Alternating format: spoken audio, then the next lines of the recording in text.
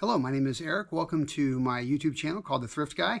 And I want to tell you today, it's going to be hopefully a nice short video, but I had the wildest or weirdest experience with a buyer and on eBay in my 20-year selling. It was just it's actually probably top three. But this one just kind of caught me off guard. I kind of chuckled at it, but it was really weird. So I want to share with you what happened and some thoughts about, how this relationship goes between the seller and the buyer, because the seller can set the price for their item whatever they want it to be. If they want it to be 100 times more than retail, they can do that. If they want it to be 20% of retail, they can do that. And a buyer likewise can do the same thing. They can pay 100 times retail, or they can not pay 100 times retail, pay 20% retail. And so that's kind of what this whole situation is. Wildest situation. So what is the item what is the item in question? Well, here it is.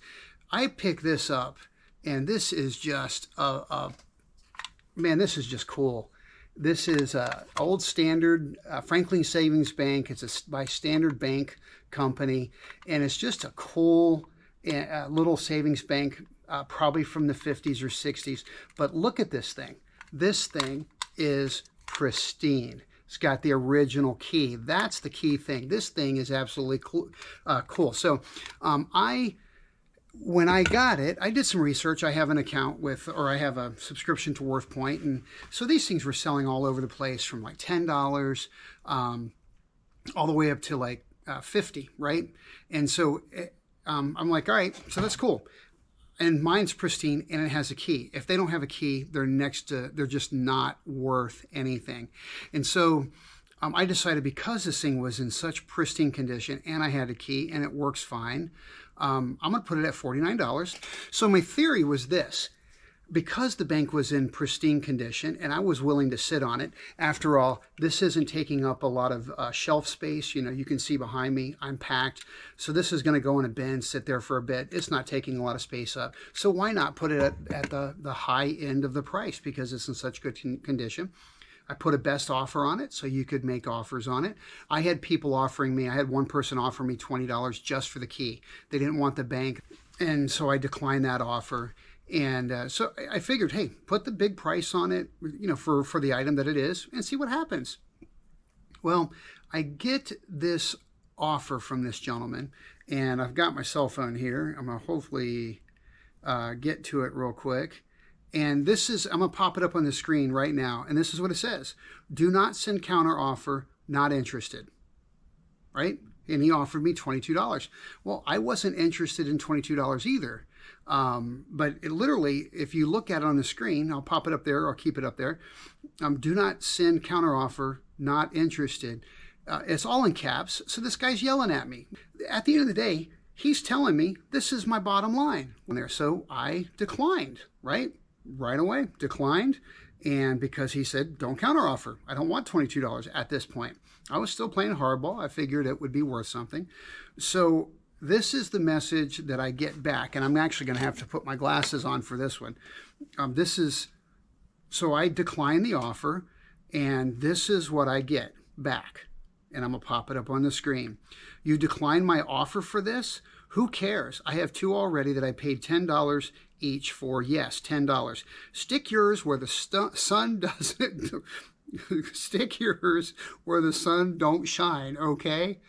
And I'm like, wow. And it's all, and that last sentence is all in caps.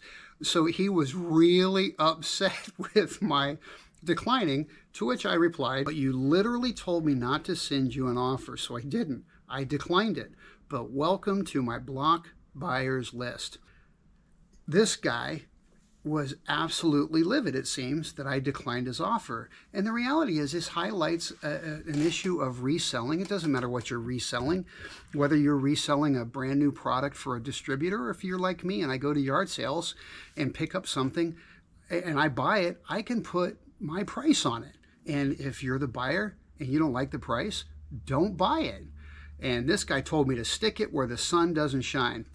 And so I did the best next thing, because, quite frankly, that'd be painful. I'm just saying. So the next best thing for me was to put him on my block buyers list, because I'm not going to, I don't want to deal with him anymore. And here's the caveat. You think that eBay is so big, but in this particular case, as a seller, and you can share your viewpoint on this if you want, but this is the way I look at it.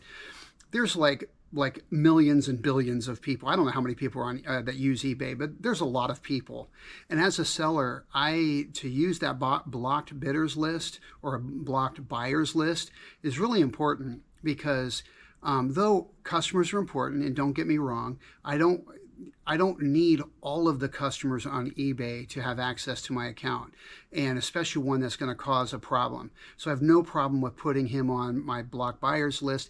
I've never had anybody just get so mad. Not that I didn't take his offer, but I declined his offer. Very important. Really sent him through the roof. So it's one of those fun things.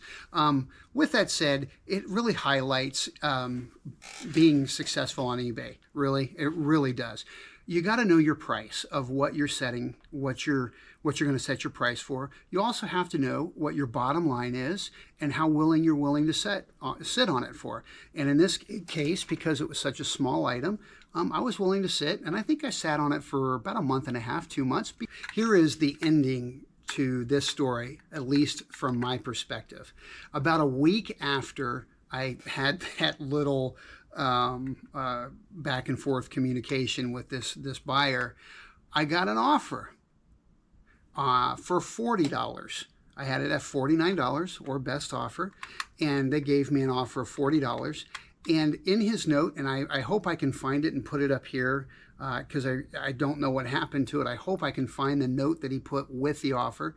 And he goes, I would greatly appreciate it if you accepted my offer, or something like that. It was just like the exact opposite of this other guy. He was so nice. And honestly, I was really expecting, I was like, anything $40 or over, I'm going to take. So he offered me $40 for it, and I'll be shipping this out today.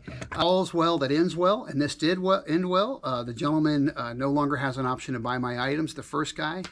So, when you don't generally, as a buyer, you're not going to build relationships with sellers if you tell them to, stick your item where the sun doesn't shine. So I'd probably, if you're a buyer, if you're a collector, don't do that on eBay too, because you do need sellers. You do need sellers to want to sell things to you. So try to stay away from that. Be like the second guy that just says, hey, I would appreciate it if you accepted my offer. And he gave me a $40 offer, and he paid for it really quickly, and I'm getting it out today in the mail, so it's all good.